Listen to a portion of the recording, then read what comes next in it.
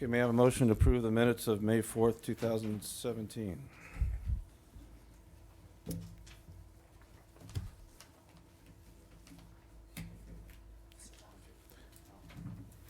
Would anybody give me a motion to approve? Yes, I, So moved. Thank you. Any discussion on the motion? Roll call, please. Commissioner Guyer, Yes. Commissioner Lavanino, Aye. Commissioner Morehouse, Aye. Commissioner Waterfield, aye. Commissioner Welp, Aye. Commissioner Wolf, Aye. Chair Seves. Aye. Motion passes. Do any members of the commission wish to pull the consent calendar? Seeing none, motion to approve. I'll move consent. Second. Any discussion? Seeing none, roll call. Commissioner Guyer, Yes. Commissioner Lavanino, Commissioner Morehouse, Aye. Commissioner Waterfield, Aye. Commissioner Welp, Aye. Commissioner Wolf, Aye. Chair Seves. Aye. Motion passes. Changes of organization, number one, please.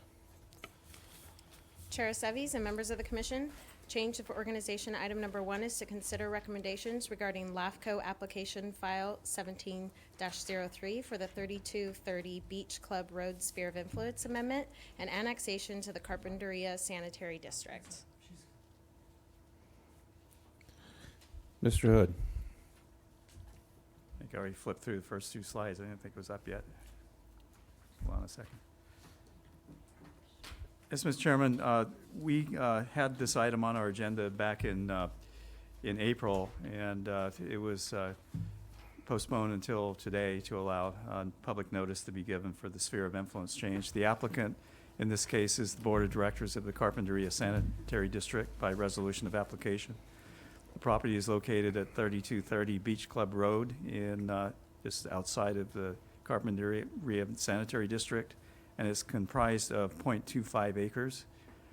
Purpose of the annexation is to provide sewer service to a parcel for a remodel of an existing single-family residence currently served by an on-site septic system. And as I mentioned, it's outside the sphere of influence currently, and the annexation would require a revision. So I've given you some maps to take a look at. This is right fairly adjacent to the West Padero Lane annexation that was approved by your commission back in 2014. Land use is residential 9R1. There's no zone changes required as a result of the, or allowed as a result of the annexation. And it's a remodel, as I mentioned. This would extend sewers into the property. It's consistent with the Santa Barbara County Toro Canyon Plan policies and related development standards.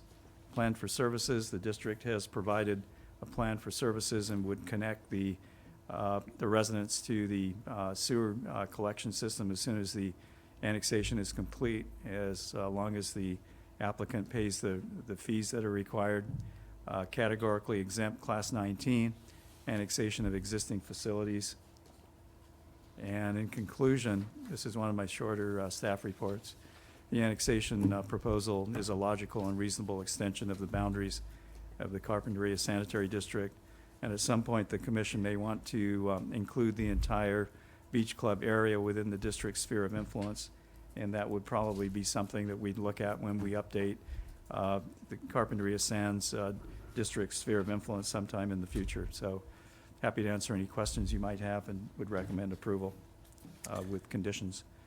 Thank you, Mr. Hood. Commissioners, any Okay. questions of staff? I have one. Go ahead, Mr. Guyer. Yeah, I just wondered the size, is it .308 acres or .25? The map says .30, but it's that includes the adjoining streets. So the .25 is the residential parcel.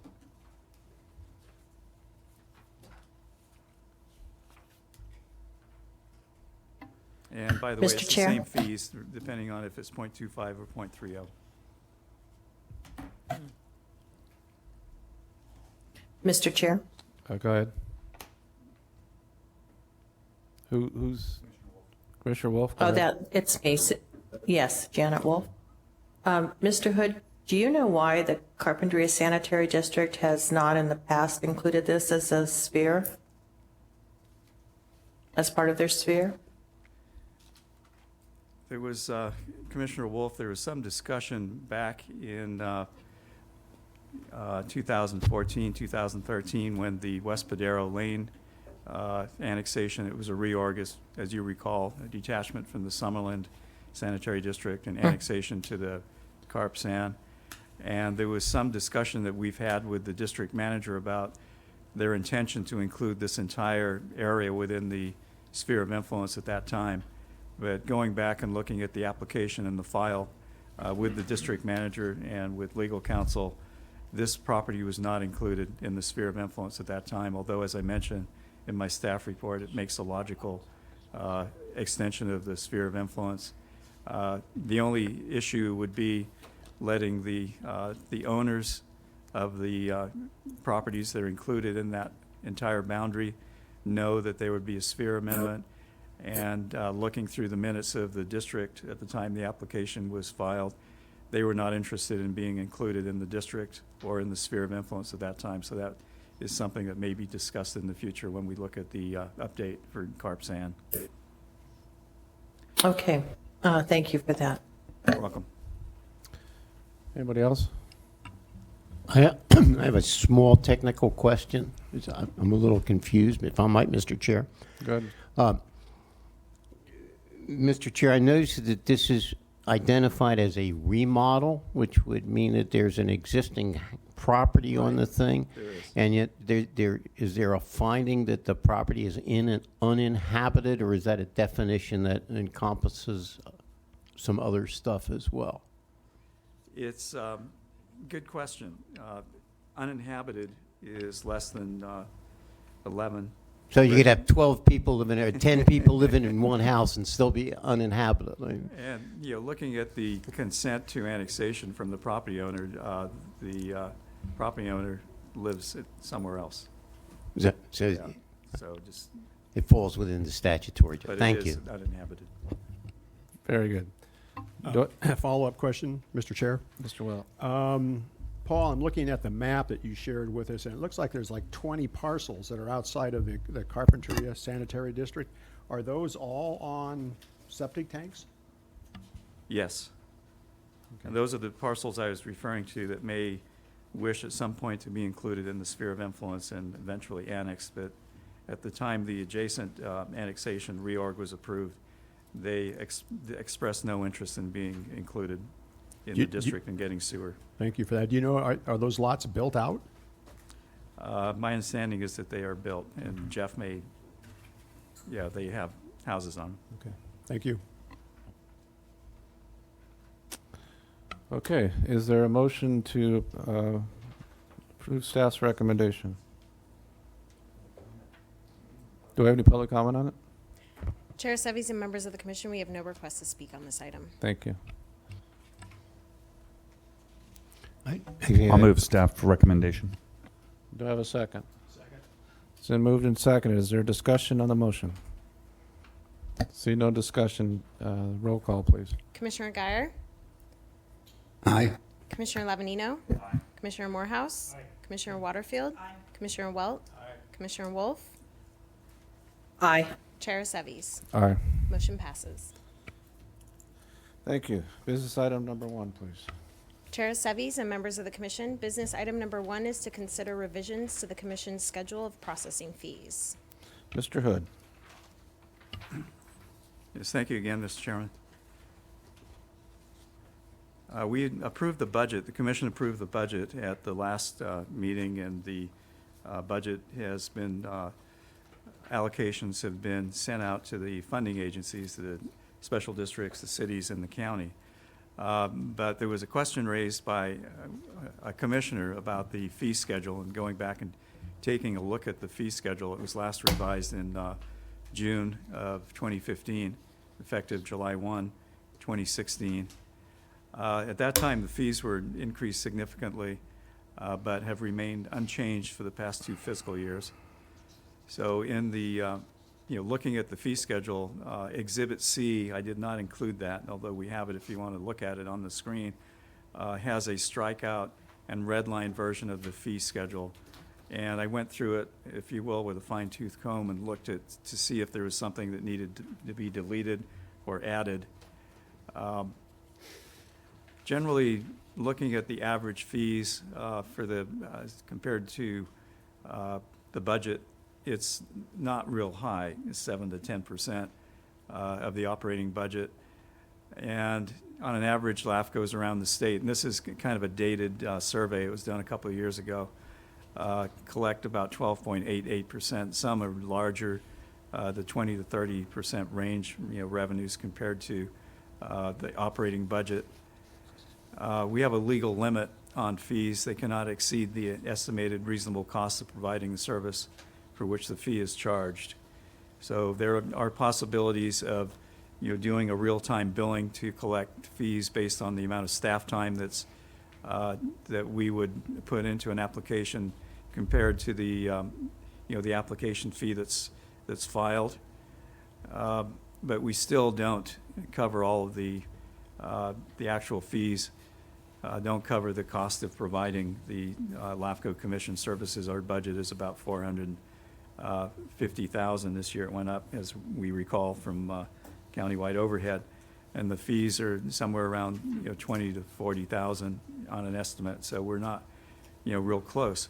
But what I did was kind of go through the fee schedule and look at opportunities to collect additional fees. Not that we want to gouge anyone, but where we have an application like we had in the Natural History Museum, we charge an annexation fee, but we did not charge fees for the detachment from several special districts. I'm proposing that we add those to the charge, to the fees that would be collected. Sphere modifications and out-of-agency service agreements. Also had a chance to go through and change some of the language that I think will help to generate additional revenues for the commission. And my concern is that, of course, we don't want to charge the funding agencies, because anything that's left over after we charge the fees becomes a responsibility for the county, the cities, and the special districts to pick up the difference. And that's how I balance the budget, is that I make an estimate based on revenues that would be collected, and then the fees minus the operating budget, operating budget minus the fees are what we allocate 1/3 each to the funding agencies. So I'm trying to equalize that as much as possible. There's also some fee waiver requests possible. We haven't really looked at any of those, but legally, the commission may reduce or waive fees. We haven't really done that because generally we're funding over and above what the fees charge.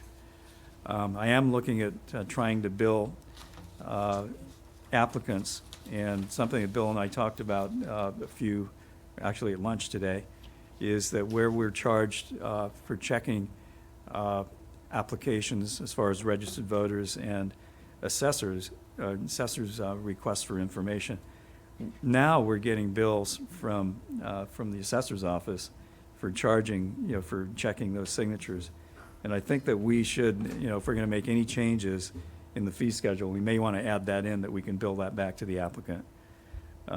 Also, as far as protest hearings, we're sending out multiple notices. We have one that's, I was going to mention this a little later, but on June 21st, we sent out for Los Olivos CSD, we sent out multiple notices, did an ad, legal ad in the newspaper, and I'm going to send them a bill for that, just so that we can recoup some of our costs. That's pretty much it. I think that if you have any questions about the fee schedule, I've tried to borrow the best from a lot of different LAFCOs as far as the fee schedule, and include those in your commission's fee schedule, but I'd recommend approval. And the goal in mind is to offset the cost of the LAFCO operations as much as we can from applications. Happy to answer any questions. Thank you. Questions from the commission? I have a question, since I'm not real familiar with the fees and what's going on in the past. In Exhibit A, in the first paragraph, where you state that the minimum fee of $1,500, is that the normal fee is $1,100 and you're bumping it up to $1,500? There is a fee for checking maps and legal descriptions. The application fee in the annexation itself would be a minimum of $1,500. And we can bill towards the project costs, we can bill, in addition to that, over the $1,500, depending on acreage. If it's less than 5 acres, we charge $1,500. What is the current charge right now? It's the same, $1,500. 15, okay. Yeah, plus the any additional fees. But the minimum charge for checking the maps and legals that the county Public Works, County Surveyor's Office charges is $1,100. But they routinely go over that based on real-time billing and charge the applicant over that, but it's not a LAFCO fee. Who pays, then, does the applicant pay for the fees to Public Works Department? Yes, So on top of the LAFCO, they pay other fees as well? right. We have the county surveyor checks our maps and legals, and they can bill for what it costs to do that. And sometimes it's significant. For example, the Kiama Basin Water District, it was 82,000 acres. The initial 1,100 deposit nowhere came anywhere close to that. I mean, it was more like in the 20,000 range, because some of these maps are very complicated. The small maps are not. They can do that routinely within the 1,100 deposit. But some of the larger maps, legal descriptions get pretty complicated. And we don't pay that. The applicant pays that through the county surveyor's office. Okay, so it's not just one person paying, it's the district that chooses to annex? It's the district or the property owner Okay. that decides to annex. And many times, the districts or the cities or the county doesn't file the application. It could be a individual property owner, and they would pay the annexation fee, the LAFCO application fee. Okay, thank you. Mr. Welch. Thank you, Mr. Chair. Mr. Hood, fee waiver, you talked a little bit about that. Can you give us an example of what a fee waiver might be? Couple of examples. We would not charge a fee if it's a condition of LAFCO that says that an annexation application or a proposal needs to be filed. They could argue it's a public health and safety issue, that they would need to connect to a district or city sewer system or water system, and they could argue that it's a public health and safety issue. They could argue hardship based on the fact that they need to get services from a public agency and they don't have money to pay the application fee. Those are a few examples. Okay, thank you.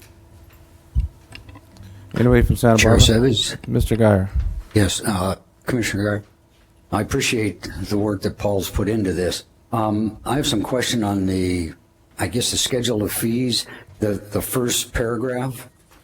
I think it would be good to put somewhere in the schedule a fee for language for checking voter schedules, mainly because in the middle of that first paragraph, it says where indicated below the fees are an initial deposit, and if we don't have language further in the schedule itself covering that, I suppose one could argue that it wasn't in the schedule, so you shouldn't be charged for it. Down the second sentence from the end of that paragraph where it starts, where fees exceed the required amount indicated below, the applicant shall be notified by the executive officer to pay an additional amount equal to the initial deposit. My assumption is that that's to keep the deposit at a certain level all the time to hopefully pay for the total cost of the fees. I wonder if it would be good to add a little something to that, just to say maybe to be applied towards the actual cost, so that a person doesn't feel that if they paid an additional amount equal to the deposit, then that would cover all the costs. I think that would be fine. I think that, our intent is to recover the actual cost of providing the services to process the application. And occasionally, we have a refund, but that's a whole different story. But if, we want to recover everything and not ding away at the applicant to pay additional fees if it's included in the deposit. Well, I thank you. I'm fully supportive of this change, and I do appreciate the work that's been put into it. Okay, anybody else from Santa Barbara? Anybody else here? Mr. Chair? Mr. Stark? Yeah. If my understanding is correct, I'm pretty sure it is, our intention is to charge the total actual costs of whatever it takes us to process the application, less any waivers, but in no event more than the actual cost. That would trip it into a tax, and we would refund whatever the excess might be to the applicant, except in those few cases where there's just a flat fee for doing something.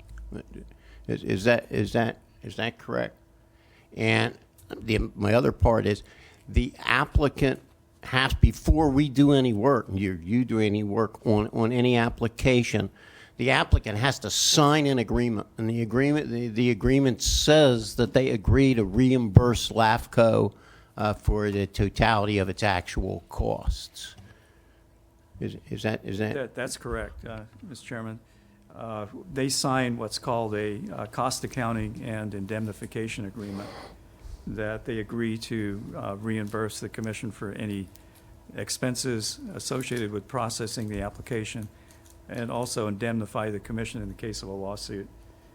So there's a couple of things, and the application is not deemed complete until everything is signed and accepted. So my hypothetical applicant in this thing would know in advance that if something goes awry and there's some environmental review required, that it's up to the applicant to reimburse the commission for any costs it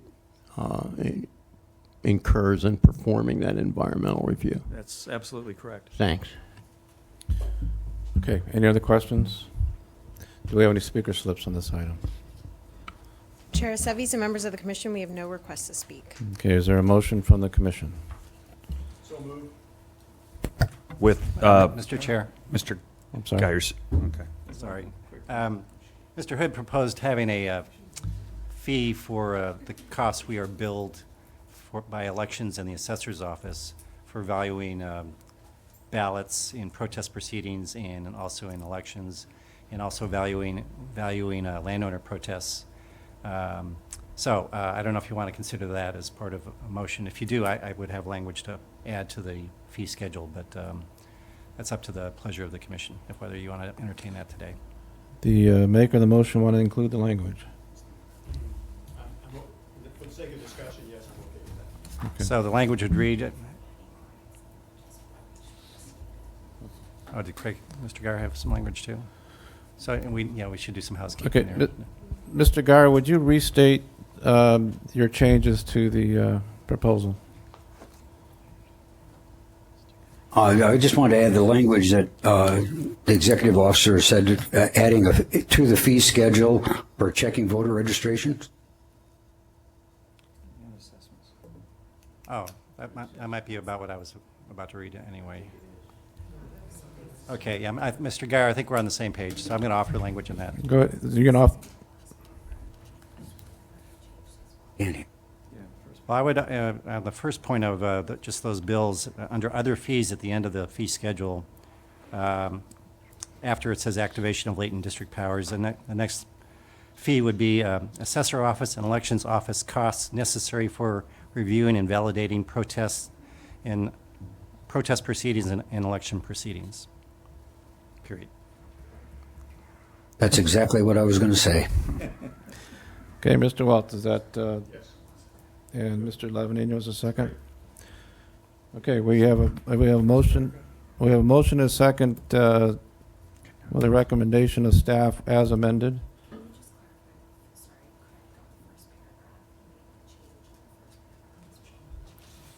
Were indicated below the fees or an initial deposit. Mr. Geyer, we're having a question on the changes you made in the very first paragraph. He made a comment that That it was could just be a argued. suggestion to yeah. I agreed with it. I'm fine with it. Hey, Mr. I think Geyer. that the indemnification clause in the original application probably covers it too. And also, I thought you made a good comment, Mr. Geyer, when you said those all refer to deposits as opposed to flat fees. I thought you were on the right track there too. So I think it's Okay. Good. So we're good, Mr. Dillon, with the language? Okay, we have a motion and a second, and there's no further discussion. Roll call vote, please. Commissioner Guyer? Aye. Commissioner Lavanino? Commissioner Morehouse? Commissioner Waterfield? I'm going to say no. I'm just not comfortable with raising fees. Commissioner Welt? Commissioner Wolf? Aye. Chair Seves? Aye. Motion passes 6-1.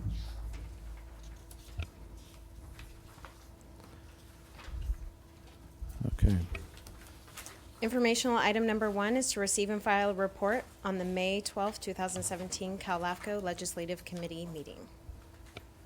Yes, thank you, Mr. Chairman. I just gave you a copy of the agenda for the May 12th meeting, and since that time, well, first of all, your commission looked at a number of bills a month or so ago and authorized taking positions on some bills. Since that time, several bills have moved ahead on the Cal LAFCO agenda for the Ledge Committee.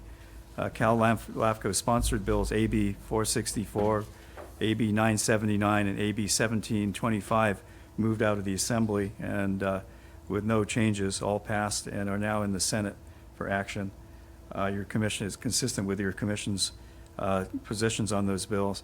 In addition, Senate Bill 448 by Wykowski, which you took an opposed position on because it was an overall unfunded state mandate to require the commission to dissolve inactive districts and reduce the number of overall unfunded mandates. Your commission was opposed to that because it required LAFCO to take action.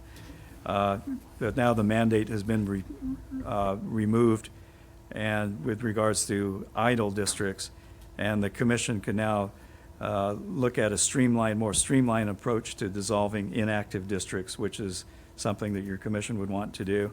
So those are a couple of changes to the legislative positions that you took. And the remaining bills that we discussed a month or so ago are still pretty much developing in the legislature. And, you know, I'll keep you posted on that as we have future feedback from Cal LAFCO and from the Legislative Committee. But everything seems to be moving ahead as usual in Sacramento, and it's hard to tell what's going to happen next. So we'll see. Any questions on this item? I do have a question, Mr. Chair. Am I correct that we objected to that 448 bill with the two mandates because it had unfunded mandates? Right. Now, if the mandates are removed entirely and nothing is left but a bill that makes it easier for us to do the work, do you have enough flexibility to say, well, we don't object to this anymore, or do you need some direction from us, if such is really the case? I think that, yeah, I think I would need direction from you, but I think I think the reason that the commission opposed it is because of the unfunded mandates. And it's not unusual, but where LAFCO is required to take action that we don't have any discretion over, the commission doesn't have any discretion over, kind of ties our hands. We've had some firsthand experience with that in the past. But if that mandate is removed, I think it's fair to say that we could move ahead through our LAFCO process and dissolve inactive districts, especially with a streamlined approach. That would be much easier. But our policy, if I want to make sure I got our policy right, our policy isn't just that we don't get repaid for the cost of the mandates. Our policy is we don't like mandates in the first place because we like to retain our discretion to take the actions that we're allowed to do. Is that correct? That's correct, and we would be taking action that we would not normally take because it's a mandate that we dissolve an inactive district. In the past, that's been removed, so now we can move ahead with our current process and process the application based on the merits rather than the fact that the legislature tells us to do it. And just to put one little bow on this, if I'm right about this particular thing, you don't get to be on the controller's list for an inactive district unless you don't have any assets. Is that correct? So we can impose all the fees that we want. the likelihood of us collecting fees is pretty near the vanishing point, if I understand. Mr. Morehouse? Yeah, and still my understanding that 448 doesn't address the issue like with Santa Rita Hills. It basically doesn't help us at all. Fix that. Okay, we'll receive and file. Go to the next one. Chair Seves and members of the commission, informational item number 2 is to receive and file a grand jury report on the West Santa Ynez Community Services District annexation. Mr. Chairman, this is an information item. I'd previously sent you copies of the grand jury report and several newspaper articles on the West Santa Ynez annexation. And as I mentioned, over the past several months, I met with the grand jury twice, and as they talk about in their report, there are some issues related to communication between the district and LAFCO, and also the residents of the annexation area that was substantial, and the public notice that was given at the district level, and the public notice that was given at your LAFCO commission level, where I followed the legal requirements to publish notice, because there are over 1,000 registered voters and landowners. And we had a LAFCO hearing which was totally in compliance with the statutes.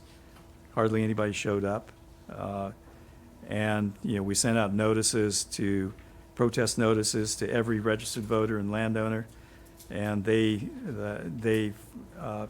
were questioning why this was happening. And we had a protest hearing which we received, and Mike and Jacqueline were at the protest hearing. We received, I think it was close to 24.8% of the registered voters that protested it. 25% would have sent it to an election. And some of the complaints were that the protest form was on the back of the notice when it was copied, and some other issues. But so the grand jury said it was really pretty much of a non-issue at this point. We followed the legal requirements, and it's not required that we report back to them on anything that's taken place.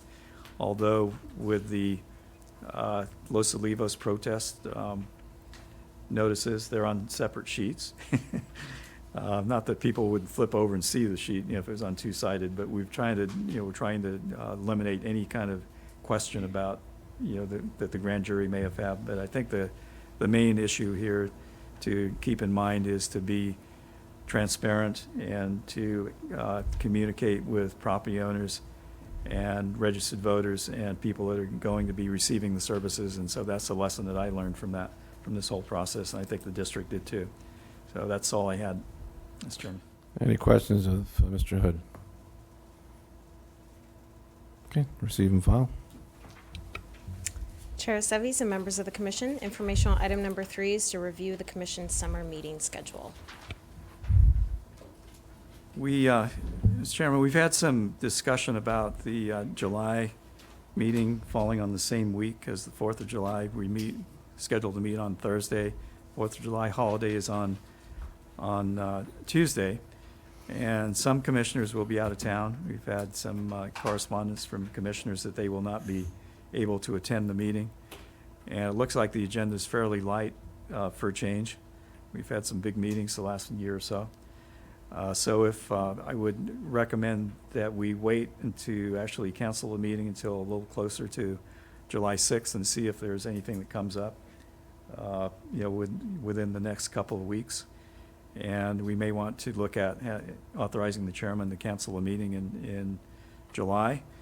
We had, in the August situation, we had a meeting on Friday last year, a special meeting for the Kiama Basin Water District, which was when the Fiesta Days Parade was taking place, and it was a very interesting situation that everybody wanted to leave and get out to the parade, but we did have a meeting. So, you and I discussed that week, the August 3rd meeting, Fiesta Days is between the 1st and is between the 2nd and the 6th.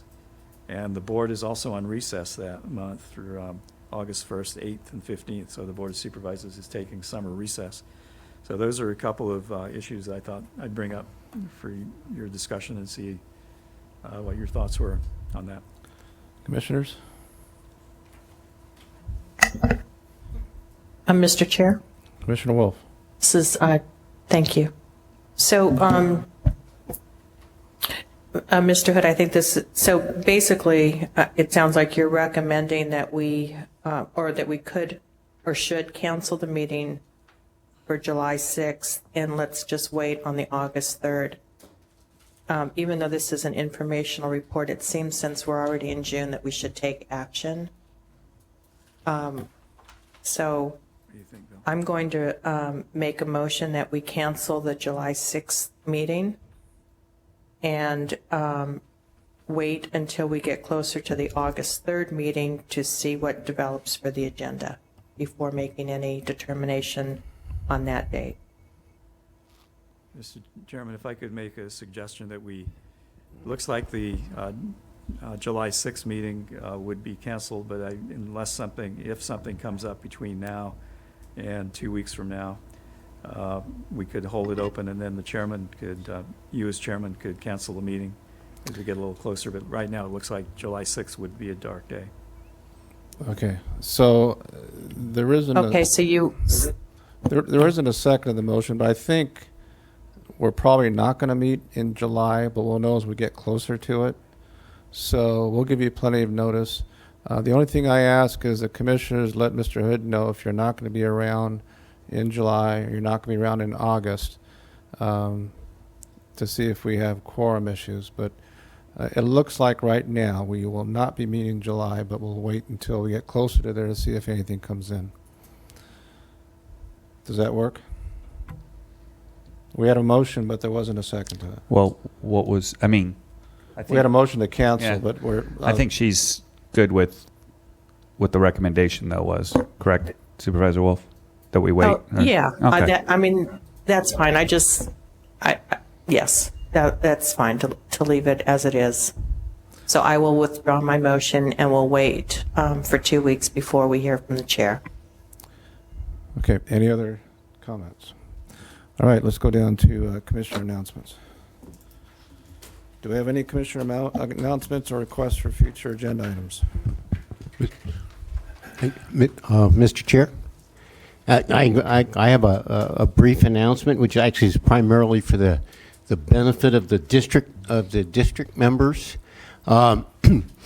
Last month, I asked a question about whether LAFCO could get reimbursed by the Commission of State Mandates if it in fact had an unrefunded mandate. And I didn't know that, so I checked it out, and I checked with the counsel for CSAC that deals in cost shift issues, and I discovered that in three things. One, no, LAFCO cannot recover even if there's an unfunded state mandate, because the Commission of State Mandates takes the position that we're not an eligible claimant because we don't derive our income from property tax revenue, something that I never knew, but is interesting. The second interesting thing about it is there is a case that is pending on appeal in the Court of Appeal called, I believe it's Paradise Irrigation District versus Commission on State Mandates, which raises two questions, one of which is exactly the point that I just mentioned, whether the broad language of the constitutional provision includes all local government agencies, which would include LAFCO as well as a bunch of different water agencies and special districts. And the second is whether agencies that get their revenue from property-related fees that are subject to protest can the commission say that they're fully reimbursed, which isn't of interest to LAFCO, but which is a big interest to districts and water districts. So I thought people should know that's pending in the Court of Appeal. It might be something interesting for the Cal LAFCO to talk about at their next convention or the council meeting in some fashion. I don't know how many people are really aware of this kind of arcane old Supreme Court case that's barring us from ever getting money. I thought I'd pass it on. The The Special Districts Association and the AQUA, the water people, are filing an amicus brief, and you can contact them for who's taken the oar in this. They're keenly interested in it. Thank you. Anybody else? Yeah, just two things. Yeah, just to dovetail a little bit on that, every bill that you see coming through now, they waive the requirement for mandates. So it's even though it's an unfunded mandate, in the end of the bill, it always says, oh, and this the mandate doesn't apply. So I think it's kind of humorous. Why do we even have that law? Why does it even exist? You know, because every bill that comes through now pretty much has that. That's one. And second, I just like to say I'm happily with the ring on. I think Supervisor Wolf then has got to make an announcement, right?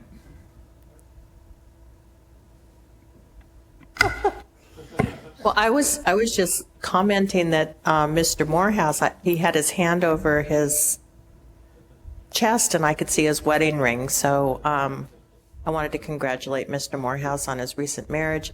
And my news is that thank you, Mr. Supervisor Lavagnino, I am the proud granny of a new little girl. Her name is Sophie London Simpson.